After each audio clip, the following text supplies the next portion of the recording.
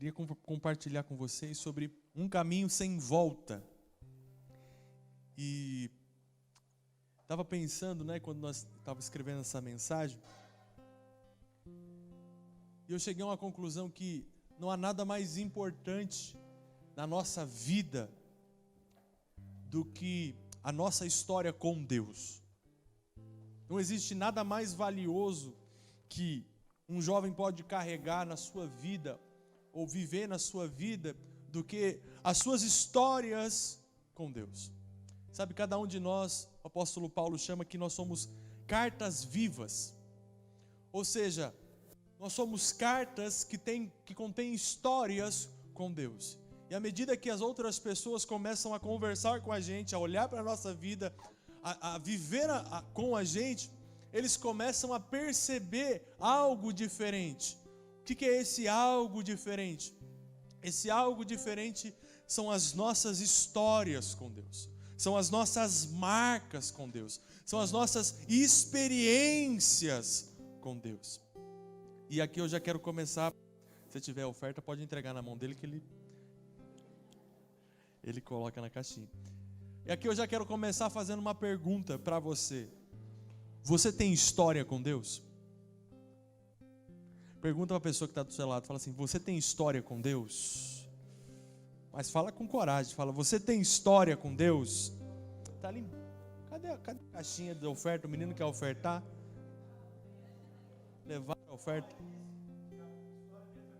Amém. E é uma história linda, aleluia.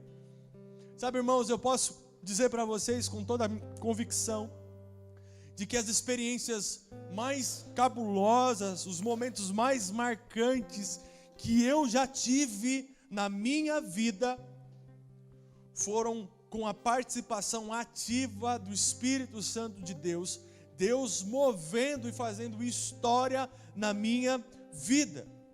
Você sabe que Marco falou, o Famintos, ele nasceu de uma experiência com Deus. Ele surgiu de momentos de experiência com Deus. Isso, experiência com Deus, faz parte da nossa história, faz parte do nosso DNA. Deus nos chamou para sermos jovens que têm história com Ele. Deus chamou você, não é simplesmente como a Bianca falou aqui na oração, para ser um espectador. Deus te chamou para ter uma história com Deus. Deus te chamou para você viver experiências e ter história com Deus. Sabe, uma vez que você vive uma experiência com Deus, uma vez que você tem histórias com Deus, eu posso afirmar com toda a convicção no meu coração, sua vida não é a mesma. A sua vida não é mais a mesma. Quando você começa a enxergar com seus olhos naturais, quando você começa a pegar em coisas que antes você só conseguia orar por elas, quando você começa a viver experiências e mudar ambientes, simplesmente por um posicionamento de fé, você começa a perceber que algo começa a mudar dentro de você, e você começa a chegar a uma conclusão: esse lance de viver com Deus, esse lance de ter história com Deus, funciona. Não é uma história do pastor, não é simplesmente algo que está escrito na Bíblia, ou para alguém exclusivamente, não. Funciona. Esse lance de ter experiências e de escrever uma história com Deus é um caminho sem volta. Viver com Deus é uma aventura e é um caminho que você, quando começa a experimentar, você fala assim: cara, não tem como voltar, não tem outro estilo de vida que eu desejo viver, não tem outra maneira que eu quero conduzir a minha vida, não tem de outra forma que eu quero gastar os meus dias enquanto jovem, se não for para escrever história com Deus. Se olhar na Bíblia, o que mais você vai encontrar são homens e mulheres que tiveram na sua vida uma intervenção divina e começaram a ter histórias com Deus. Sabe, eu poderia aqui começar a falar sobre Abraão, que Deus chama ele já de bastante idade e fala: Abraão, eu vou fazer de você uma grande nação. Você já é velho, mas eu vou fazer de você uma grande nação. Uma história de fé. A gente poderia aqui contar a história de Josué, que só foi substituir Moisés, o maior líder de todos os tempos da nação de Israel. Desafio pequeno que ele teve. A gente podia falar de Gideão, que Deus chamou ele para uma guerra. E sabe quantos soldados ele tinha em mãos? 32 mil soldados. Estava bom para você? 32 mil soldados para lutar com você? Estava bom. Só que Deus começa a fazer uma limpa. E sabe quantos soldados sobram na mão de Gideão para ele liderar e enfrentar o inimigo? 300. Gente que viveu história com Deus. Gente que decidiu entregar a sua vida nas mãos do Senhor. Só que eu não quero falar desses heróis da fé.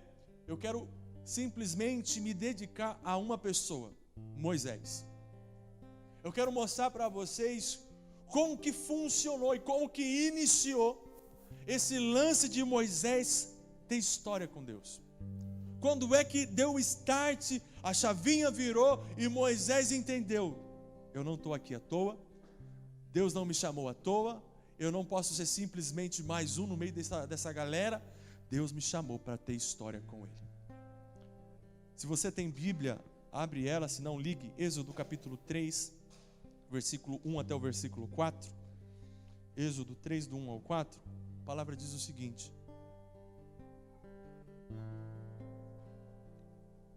Moisés pastoreava o rebanho do seu sogro Jetro, que era sacerdote de Midian.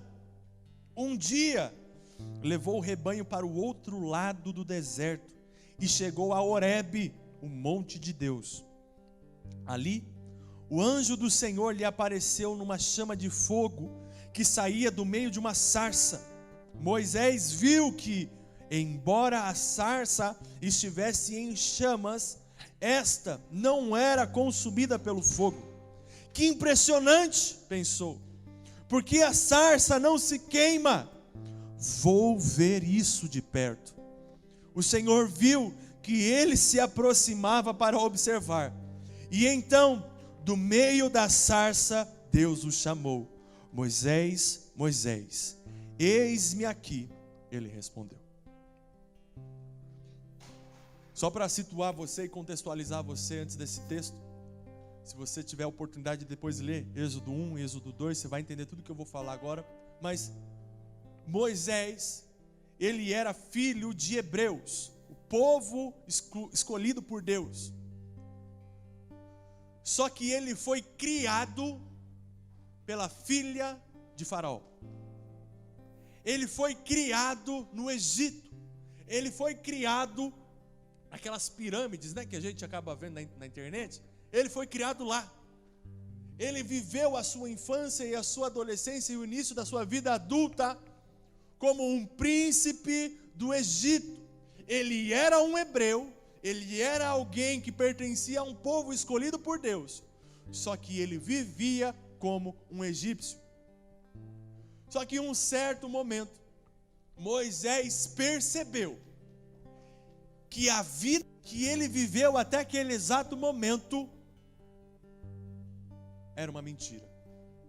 Ele percebeu que ele se parecia mais com os escravos hebreus do que com os egípcios, do que com as pessoas que o cercavam, do que com a mãe dele que ele cresceu, do que com o irmão possivelmente que ele cresceu. Ele começou a perceber que as preferências e que algo dentro dele chamava mais a atenção pela vida daqueles escravos do que a vida dos próprios egípcios.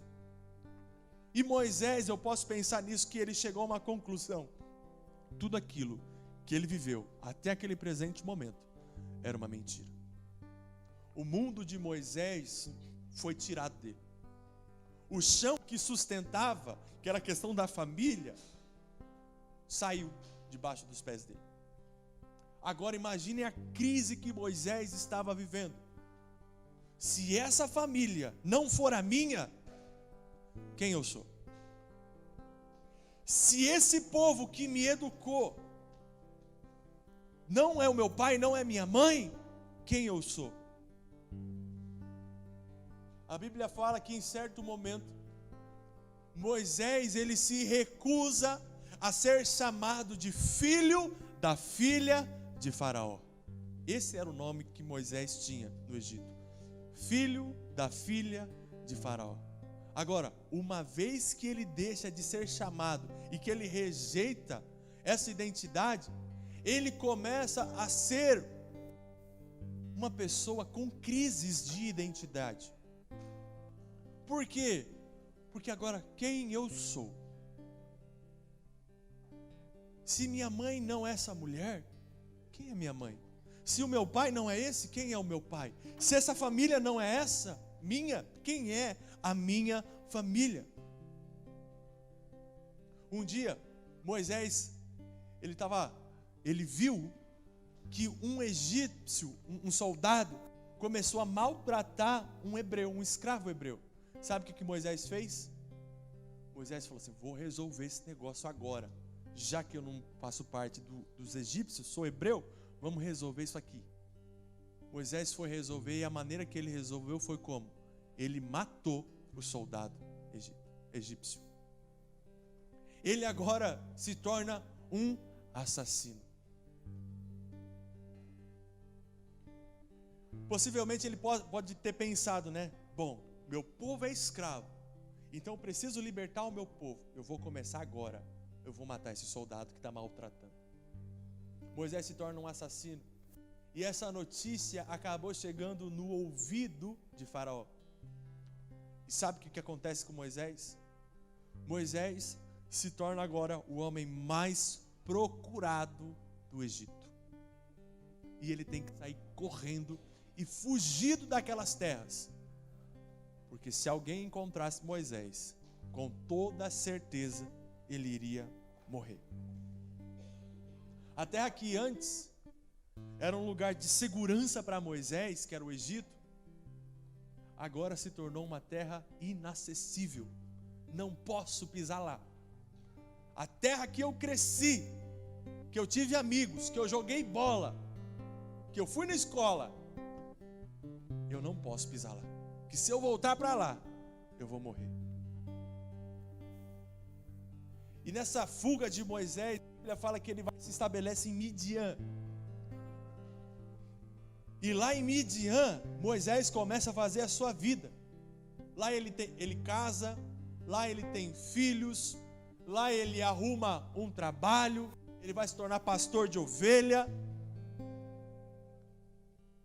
Sabe o que acontece aqui, gente? Deus mudou o cenário de Moisés.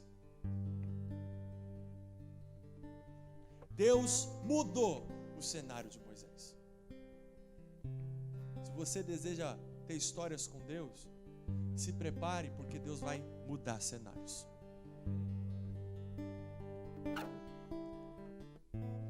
Deus mudou o cenário de Moisés. Porque se você analisar, a maneira mais prática e mais fácil para ele libertar a nação dos hebreus da escravidão era ele permanecer dentro do Egito. Ele era príncipe, ele sabia todos os atalhos daquelas ruas, ele sabia troca de guardas, ele sabia qual guarda ele podia contar, qual não.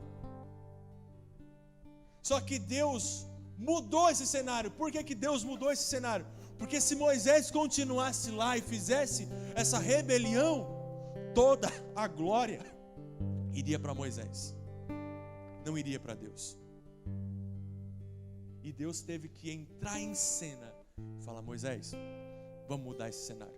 O que você quer fazer é certo, mas a maneira como você está fazendo não é a minha maneira. O meu propósito de fato é que haja libertação desses escravos, só que eu tenho uma maneira diferente de fazer. Deus mudou o cenário de Moisés.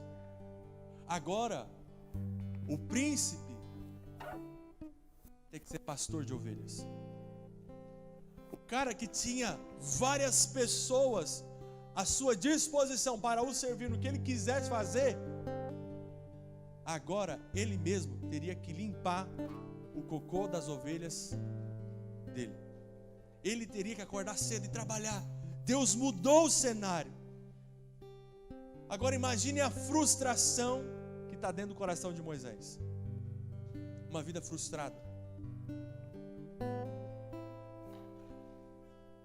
Sem identidade, porque ele não sabe quem ele é. Com uma morte nas costas, sendo chamado de assassino.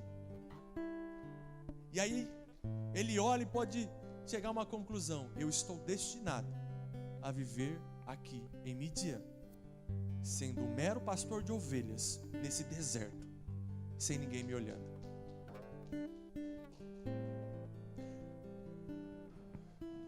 Eu e você, nós precisamos entender quando Deus muda o nosso cenário.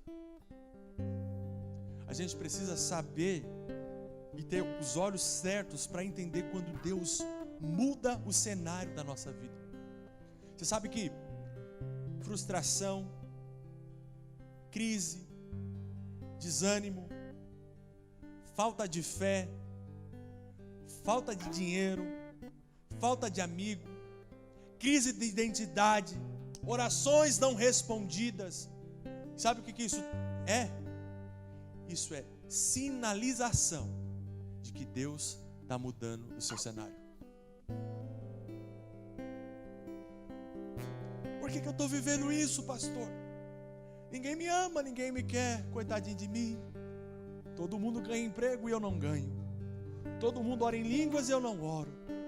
O outro ora, acontece. Eu oro, nada acontece. Os meus pais não gostam de mim, me rejeitam. O que é isso? Deus está mudando o seu cenário. Crise. Sabe aquelas crises que você não aguenta nem você? Você não gosta nem de olhar você no espelho? Você fala assim: estou em crise até comigo mesmo. Pois é, Deus mudou o cenário. Deus te levou para Midian. Deus te tirou daquele palácio. E Deus começou o processo de você viver agora as histórias dele com ele. Sabe, irmãos, eu tenho aprendido que leva ao nosso limite. Você já foi levado ao limite das suas forças com Deus? Você já orou e chorou até não ter mais o que falar? Você já entrou dentro do seu quarto em desespero e falar: Espírito Santo, me ajuda, eu não aguento mais. O que é isso? Deus mudando o seu cenário.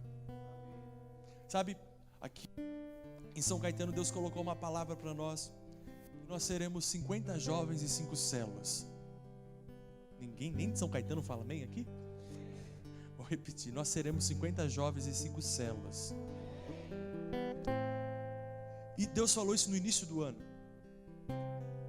E pasme, Marco, eu olhava e eu falava: está favorável. Porque naquela altura nós tínhamos 3 células saudáveis, liderança boa, as coisas estavam fluindo. Sabe o que Deus fez? Depois que Ele deu essa palavra, mudou o cenário. Nós passamos praticamente o primeiro semestre inteiro fazendo uma célula só. Deus mudou o cenário. E eu vou falar para você que as crises que vieram no meu coração foram enormes. Por quê? Porque eu falava: Deus, eu acho que eu ouvi coisa demais. Eu acho que eu vou ajeitar esse alvo aqui.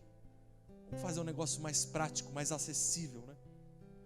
Mas ao mesmo tempo que essa coisa vinha dentro do meu coração, eu sentia o Espírito Santo me segurando. Eu falava assim: segura, aguenta mais um pouquinho. Aguenta mais um pouquinho. Deus mudou o cenário. E sabe o que Deus me levou? Deus me levou a ter uma experiência.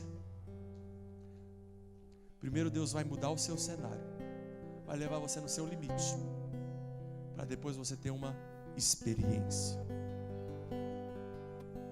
Deus fez isso com Moisés. Deus levou Moisés no limite dele. E o texto que nós lemos fala que Moisés teve uma experiência com Deus. Depois de 40 anos, não foi 40 dias, não foi 40 horas, 40 anos pastoreando ovelha no deserto. A Bíblia fala que Moisés, como de costume, foi levar suas ovelhas para pastagem. Só que naquele dia, exatamente, as ovelhas foram para um lugar diferente. Bíblia fala que as ovelhas foram parar no Monte Horebe. Sabe o que é o Monte Horebe? A Bíblia chama de Monte de Deus. Você percebe que a mão divina intervindo e escrevendo a história de Moisés. Você está em crise. Sabe onde você veio parar? Numa vigília, na casa de Deus. Deus não faz nada por acaso. E no monte de Deus, Moisés teve uma experiência que mudou a sua vida. Qual a experiência é essa, pastor? A experiência da sarça ardente. Diga comigo, sarça ardente. O que é a sarça ardente, pastor? A sarça ardente era um arbusto. E esse arbusto, ele pegava fogo, mas ele não acabava. Você já teve a experiência de acender um fósforo, ou de tacar fogo no papel, ou de colocar fogo no plástico, alguma coisa assim? Eu acredito que sim, senão você não teve infância. O que acontece quando você coloca fogo em algo? Ele acaba, ele se consome. E essa sarça não se consumia. No deserto, sarça pegar fogo era comum por conta dos altos graus da temperatura daquele lugar. Agora, ela não acabar, tem alguma coisa diferente. Alguma coisa estava diferente. E a Bíblia relata que quando Moisés viu, diga comigo, Moisés viu. Mas fala com ânimo. Moisés viu. Obrigado. Quando Moisés viu aquilo, ele achou aquilo impressionante. Ele achou aquilo espetacular. Aquilo saltou nos olhos dele e falou assim: isso aí não é comum. E isso aí que eu estou vivendo, que eu estou vendo, não é natural. É algo que não é desse mundo. No meio das nossas crises, no meio dessas mudanças de cenário, Deus sempre vai nos colocar em experiências com Ele. No meio das suas crises de identidade, das suas crises de ansiedade, enfim, não sei qual crise que você acaba tendo, mas você vai ter em algum momento da sua vida. Sabe o que Deus quer proporcionar para você? Experiências. No meio da sua crise, você vai perceber que tem uma sarça pegando fogo. Só que nós precisamos ver o que Deus está fazendo. Fala para a pessoa que está do seu lado: você precisa ver o que Deus está fazendo. Sabe, gente, o que mais tem me impressionado nesses dias é enxergar aquilo que Deus está fazendo no nosso meio, enxergar aquilo que Deus está fazendo nas células, enxergar aquilo que Deus está fazendo lá na igreja de Amparo, enxergar aquilo que Deus está fazendo na vida de alguns jovens. Só que eu ainda me assusto com os jovens que não conseguem enxergar o que Deus está fazendo. Gente que simplesmente vem por vir, frequenta por frequentar, canta por cantar, os olhos ainda não foram abertos para ver. Tem algo acontecendo, Deus está se movendo. Consideram esse ambiente como algo normal, uma rotina, algo natural. Posso dizer para você, várias coisas podem ser naturais, mas um ambiente desse não é natural. Não é natural. Se você quer ter histórias com Deus, se você quer ter vida com Deus, se você quer viver uma história com Deus, você precisa enxergar aquilo que Deus está fazendo. Seus olhos precisam estar abertos para enxergar o mover de Deus. Sabe o que são mudanças de cenário? São grandes portas que Deus abre diante de nós, para nós vivermos experiência com Ele e termos as nossas vidas marcadas por Ele. Você vai sair daqui hoje com uma convicção: próxima crise que eu tiver, próxima dificuldade que eu enfrentar, eu não vou ficar olhando para o problema, eu vou ficar buscando a sarça. Onde é que Deus vai se manifestar nesse negócio? Onde é que Deus vai manifestar o poder dele? E o que eu mais acho interessante, que eu estou caminhando para o final também. Obrigado. São 9h10. Até às 5 da manhã. Um dia, quem sabe ano que vem, né, Marco? Nós organizamos isso aí, fazer um mover. Moisés, ele viu, diga viu. Moisés, ele viu que aquilo que estava diante dos seus olhos não era algo comum. E sabe o que Moisés fez? Moisés deu uma resposta. Primeiro Deus vai mudar o seu cenário. Depois Deus vai produzir diante dos seus olhos uma experiência. Só que a questão é, você precisa dar uma resposta. Moisés respondeu à sarça ardente. A Bíblia fala que Moisés, ele viu a sarça queimando, e a resposta de Moisés foi: vou me aproximar para ver isso de perto. Sabe aquilo que o Marco contou na palavra dele? Ele via todo mundo orando em línguas e ele se afastava. Ele viu o mover de Deus acontecendo, ele se afastava. Não se afaste quando a sarça começar a pegar fogo. Se aproxime, como o escritor diz, com ousadia, com intrepidez. Se aproxime diante do trono. Se aproxime com ousadia. E o mais interessante é que a resposta de Moisés produziu uma resposta de Deus. A Bíblia fala que quando Moisés se aproxima para enxergar aquilo que ele estava vendo diante dos olhos dele, mais de perto, a Bíblia fala que Deus bradou. Deus responde às suas respostas.